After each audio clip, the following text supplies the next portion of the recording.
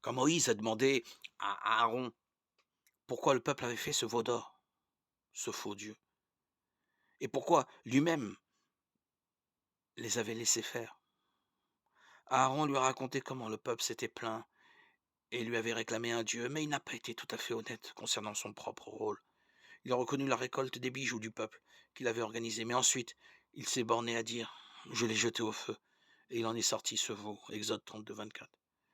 Moïse vit que le peuple était en plein désordre et qu'Aaron l'avait laissé dans ce désordre, exposé au déshonneur parmi ses ennemis. Exode 32, 25.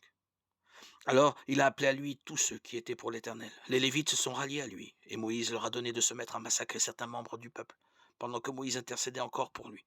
Dieu a rassuré Moïse, mais il a aussi envoyé une plaie sur le peuple à cause de son péché. Exode 32, 33, 35. L'épisode du veau d'or n'est pas la seule fois où Aaron ne s'est pas montré à la hauteur de son appel. En Nombre chapitre 12, lui et Myriam, leur sœur, se sont opposés à Moïse. Myriam et Aaron parlèrent contre Moïse au sujet de la femme couchite qu'il avait épousée. En effet, il avait épousé une femme couchite, qui veut dire en hébreu noir.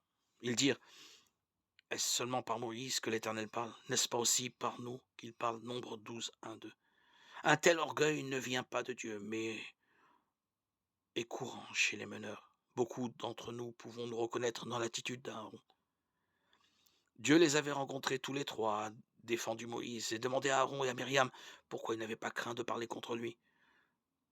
Quand le nuage depuis lequel il leur parlait s'est dissipé, Myriam était lépreuse. Aaron a plaidé pour elle auprès de Moïse, qui a crié à Dieu, si bien qu'elle a été guérie après avoir passé 7 jours hors du camp. Livre des Nombres, chapitre 12, 3, 16. Il est intéressant de constater ici qu'alors que c'est Myriam, pas Aaron, qui a été frappé de lèpre, Aaron a plaidé pour elle en reconnaissant son péché et sa folie, et en demandant à Moïse de ne pas en faire subir les conséquences à leur sœur. Son attitude semble manifester une repentance sincère.